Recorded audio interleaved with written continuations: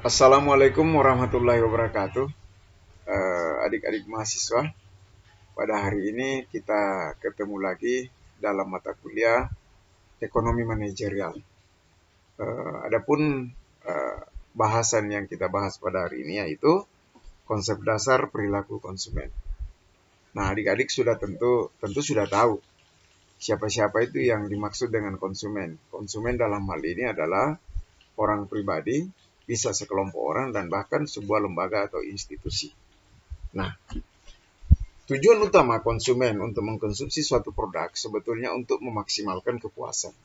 Ya, kita tahu ada pemahaman tentang kepuasan itu sendiri, yaitu adalah suatu keadaan ya, di mana kebutuhan, keinginan dan harapan terpenuhi melalui produk yang dikonsumsi. Nah itu. Ya. Nah, kemudian untuk membeli sebuah produk, ya untuk membeli suatu produk, para ahli sebetulnya sudah memberikan gambaran atau mendeskripsikan eh, bahwa sebelum membeli sebuah produk, para konsumen sebetulnya itu sudah memiliki gambaran bahwa produk yang akan dibeli ini nyaman tidak untuk digunakan, puas tidak untuk dipakai. Nah, yang pertama sebelum membeli yaitu ada image dan merek perusahaan. Jadi kalau image-nya sebuah produk itu bagus, ya, kemudian perusahaan yang membuat itu juga bagus, nah, orang akan tertarik untuk membeli produk tersebut. Ya, apalagi kalau memang produk itu sudah dicari-cari, ya, sebuah perusahaan yang memiliki image dan merek perusahaan yang bagus, ya, tentu masyarakat akan minat. Nah, contoh misalnya jam tangan yang bermerek bagus, ya, kalau seorang konsumen yang ingin memang membeli dengan sendirinya, dia akan melihat bahwa eh, bagaimana image jam tangan ini di masyarakat. Kemudian bagaimana merek perusahaannya ini, apa bagus atau tidak, apa disenangi atau tidak, apa sudah terkenal atau tidak. Kemudian merek perusahaan itu juga menunjukkan kualitas produk yang ditawarkan. Ya, jadi dengan sendirinya masyarakat akan membeli. Masyarakat yang memang sudah punya niat untuk membeli, dia akan tertarik setelah mengetahui bagaimana gambarannya di masyarakat tentang perusahaan itu sendiri. Nah, produk yang ditawarkan ya dengan sendirinya akan dibeli kalau memang itu nyaman untuk dimiliki. Nah, itu satu. Yang kedua, sebelum membeli juga, bagi seorang konsumen atau sekelompok konsumen, pengalaman sebelumnya juga menjadi ukuran. Pengalaman sebelumnya juga menjadi ukuran. Nah, kalau dia memiliki pengalaman masa lalu yang bagus tentang produk yang ditawarkan, atau mungkin gambaran perusahaan yang memang sudah bagus di mata seorang konsumen atau sekelompok konsumen, tentu dengan sendirinya ini menjadi bahan yang bagus buat yang bersangkutan, menjadi masukan yang bagus buat yang bersangkutan. Nah, pengalaman yang sebelumnya itu memberikan gambaran yang bagus, maka seorang konsumen atau sekelompok konsumen akan berminat membeli produk yang ditawarkan oleh perusahaan yang memang sudah bagus di mata konsumen itu sendiri. Nah, itu.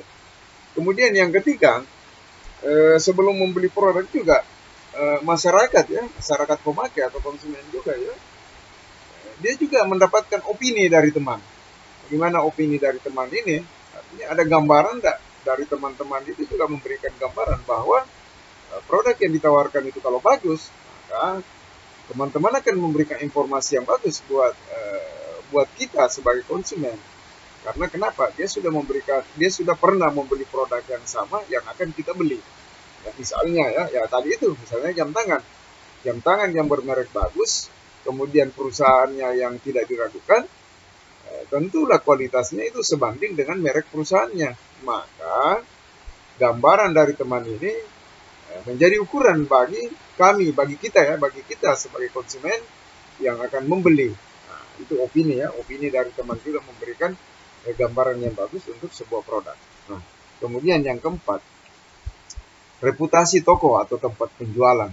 Nah, reputasi sebuah perusahaan misalnya, ya kan, kalau dia tidak diragukan di masyarakat dan itu diketahui oleh masyarakat, ya, itu akan menarik minat para konsumen untuk bisa datang dan membeli produk yang ditawarkan tadi. Banyak produk-produk yang ditawarkan di masyarakat kita ini, apakah itu produk elektronik, ya, kalau produk-produk elektronik atau produk-produk lainnya ya, yang mungkin memang dimiliki oleh yang mungkin memang diminati oleh masyarakat. Nah, misalnya pakaian, ya, nah, itu juga menjadi ukuran bahwa reputasi toko atau tempat penjualan ini atau industri tempat yang menjual itu menjadi ukuran bagi masyarakat itu sendiri untuk bisa membeli produk yang ditawarkan. Oke. Kemudian publikasi hasil-hasil produk yang ditawarkan ya, publikasi yaitu bagaimana sebuah perusahaan industri ya, bagaimana penjual ya, si penjual ya menawarkan barangnya dengan mempublikasikannya. Banyak tempat-tempat publikasi yang bisa digunakan. Apakah dia menggunakan melalui iklan ya? Iklan itu banyak di mana-mana kita bisa lihat. Jadi itu adalah salah satu bentuk promosi yang ditawarkan. Apakah melalui iklan-iklan yang ditawarkan dalam bentuk baliho ya, kemudian iklan-iklan lainnya melalui media elektronik. Kemudian bahkan beberapa perusahaan itu menggunakan orang-orang tertentu untuk menawarkan produknya ya. Dia punya sales ya, salesman dan sales girl ya, untuk menawarkan produk yang dimiliki oleh perusahaan yang bersangkutan. Nah, publikasi ini menjadi ukuran juga keberhasilan sebuah produk. Semakin gencar publikasi yang disampaikan ya, walaupun dengan biaya promosi yang cukup mahal ya, tapi kalau itu sudah dikenal oleh masyarakat, dengan sendirinya masyarakat akan berminat terhadap produk yang ditawarkan oleh perusahaan yang bersangkutan. Nah itu. Kemudian sebelum membeli pula seorang konsumen ya atau sekelompok konsumen itu juga berpikir tentang harga ya. Apakah harga yang ditawarkan ini sepadan dengan produk yang ditawarkan? Maka bila itu sepadan atau seimbang dengan jenis produk yang ditawarkan, masyarakat tidak akan ragu untuk membelinya. Tapi kalau seandainya produk yang bersangkutan ditawarkan dengan harga yang cukup tinggi dan memang tidak sebanding dengan kualitas barangnya ya, tentu masyarakat akan pikir-pikir untuk membelinya. Apalagi kalau produk tersebut itu banyak saingannya ya, banyak perusahaan yang sama yang menawarkan barang yang sama. Nah, artinya tingkat kompetitifnya itu cukup tinggi. Nah, dengan begitu masyarakat akan memilih apa ia berminat dengan produk yang ditawarkan oleh sebuah perusahaan industri atau tidak. Nah, kalau itu misalnya harganya tidak seimbang, tidak sepadan dengan jenis barang yang ditawarkan, tentu masyarakat akan meninggalkannya. Kemudian selanjutnya, pada posisi saat membeli, jadi itu tadi sebelum membeli sebuah produk, pertimbangan yang menjadi ukuran yaitu tadi yang beberapa poin sebelumnya. Kemudian pada saat membeli, nah ini juga pada saat membeli sebuah produk itu yang menjadi ukuran bagi seorang konsumen atau sekelompok konsumen yaitu spesifikasinya. Nah, spesifikasi ini kalau spesifikasinya bagus ya, tentu masyarakat akan membeli produk yang ditawarkan itu ya, spesifikasinya, karena banyak produk-produk yang sejenis itu tetapi memiliki spesifikasi yang berbeda. Jadi spesifikasi itu menjadi tolok ukur. Nah, ya, selain merek ya, tentu dalam hal ini selain pemilik perusahaan ya, selain merek ya. Nah, spesifikasi biasanya produk A dengan produk B itu memiliki spesifikasi yang baik. Tinggal bagaimana misalnya memiliki spesifikasi yang sama ya, tinggal bagaimana konsumen memilih yang mana cocok buat dia, apakah produk A atau produk B, tergantung jenis spesifikasi yang ditawarkan oleh sebuah perusahaan.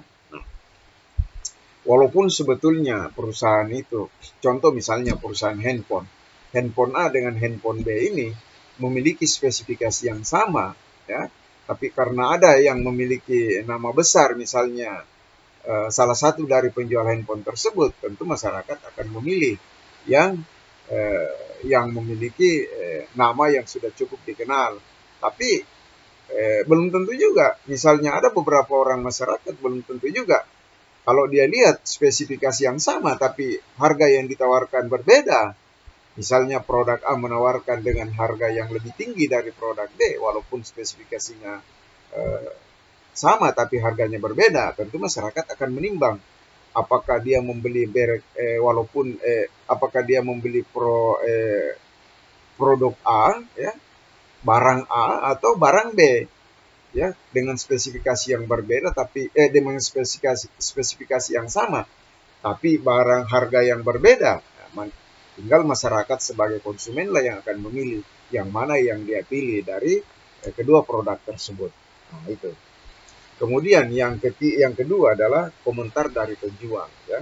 Jadi saat membeli juga ini komentar dari penjual itu juga menjadi daya tarik tersendiri seorang penjual atau seorang produsen atau sebuah industri apabila karyawannya atau pegawainya menawarkan atau penjualnya langsung menawarkan sebuah produk dan dia memberikan gambaran yang bagus, maka ini juga menjadi daya tarik tersendiri bagi seorang konsumen atau sekelompok konsumen membeli produk yang ditawarkannya, ya.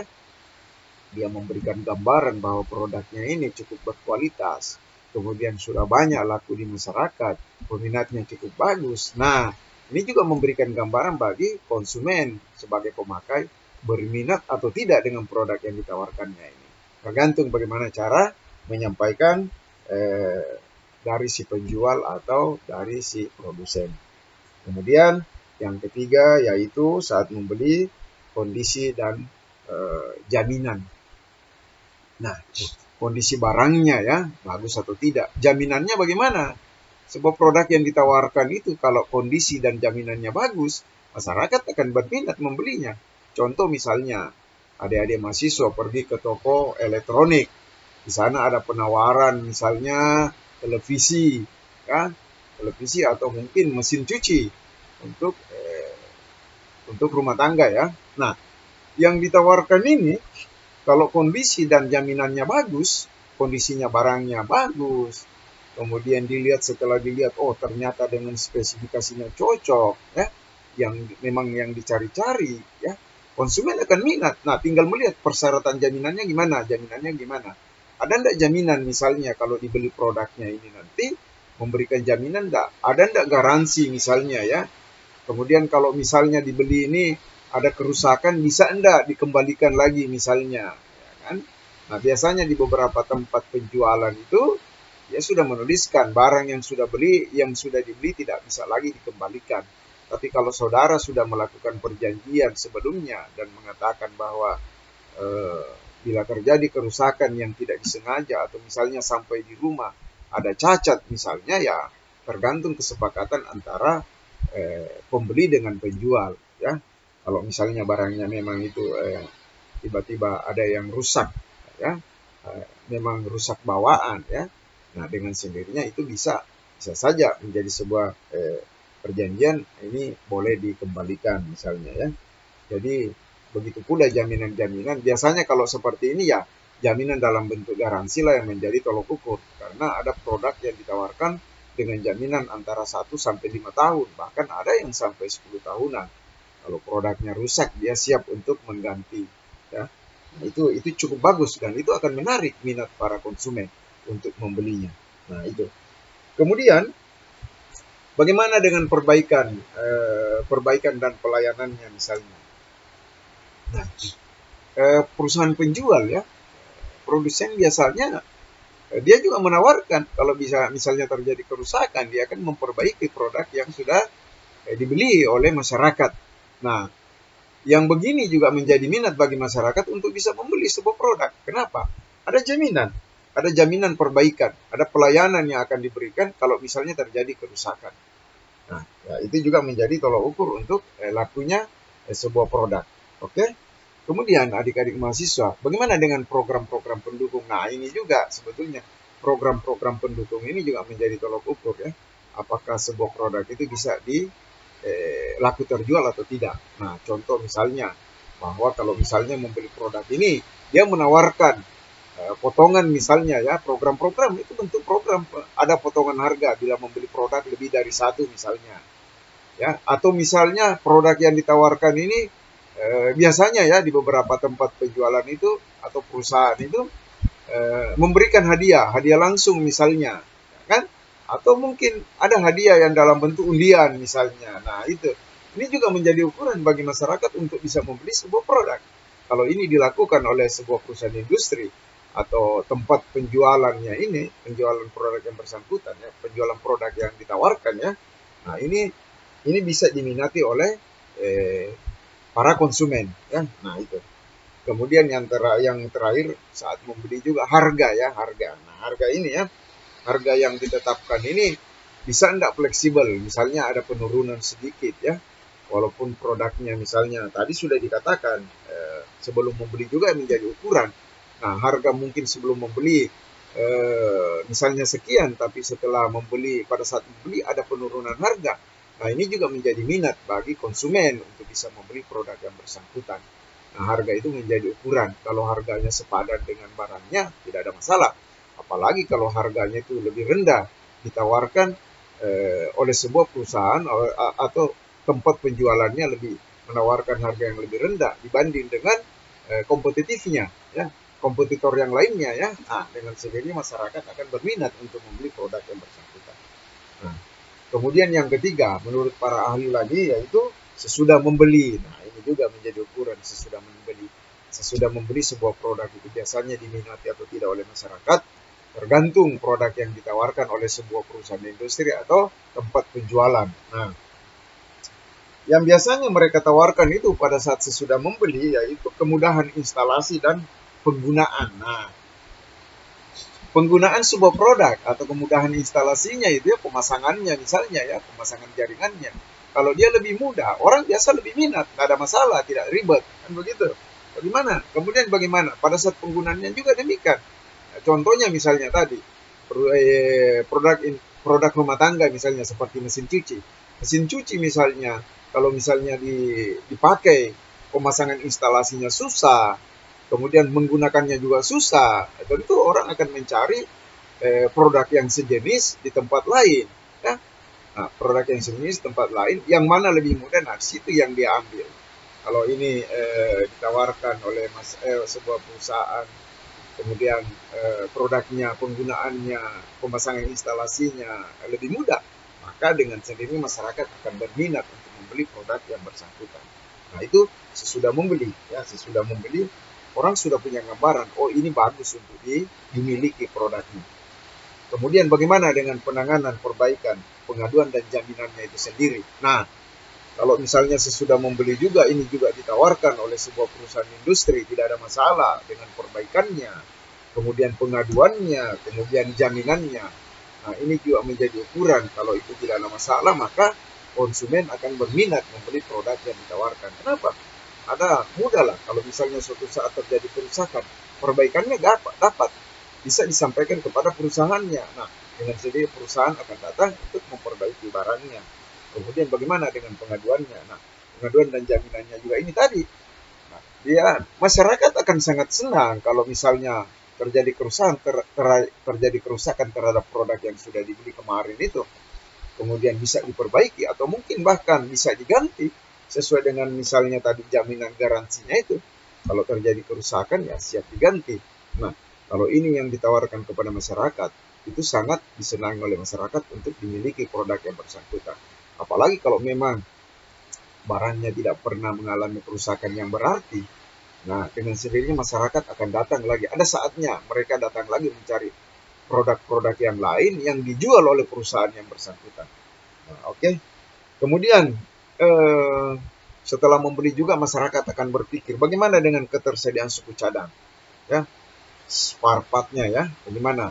Nah, kalau ini suku cadangnya tidak cukup untuk memperbaiki nanti produk yang rusak, ya walaupun mungkin tidak langsung rusak setelah beberapa lama dibeli, tapi mungkin setelah penggunaannya 1 atau 2 tahun ke depan, tentu mereka tidak mau mereka tentu konsumen mau mencari kalau kerusakannya kecil ya, tentu dia mengharapkan ada suku cadang yang dijual oleh perusahaan yang bersangkutan.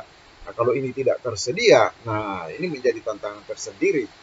Apakah konsumen mau membeli atau tidak? Jadi perusahaan industri atau penjual tentu menjadi tantangan tersendiri bagi mereka untuk bisa memasarkan barangnya dengan lebih laris ya, karena masyarakat kalau tahunya persediaan suku cadang tidak ada atau mungkin tidak cukup, tentu mereka mencari produk yang sejenis di tempat lain.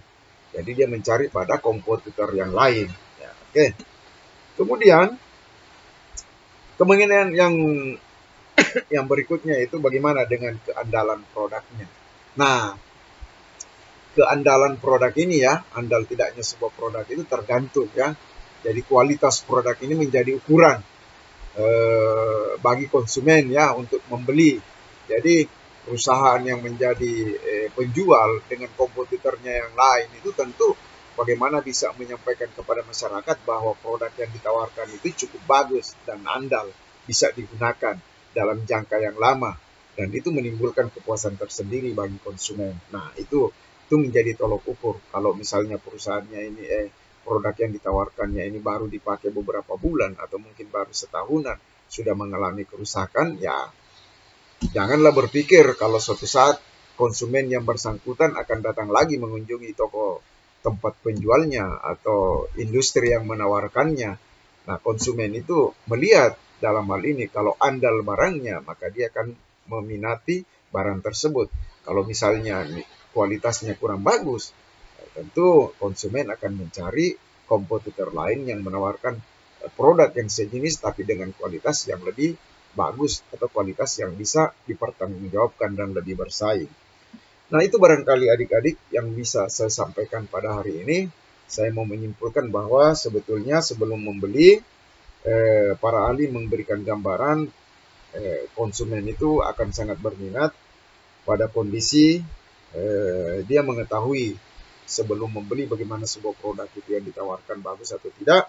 Kemudian pada saat membeli, konsumen juga ingin melihat bagaimana produk yang akan dibeli itu bisa memuaskan atau tidak. Dan pada saat sesudah membeli, konsumen juga akan melihat hal tersebut.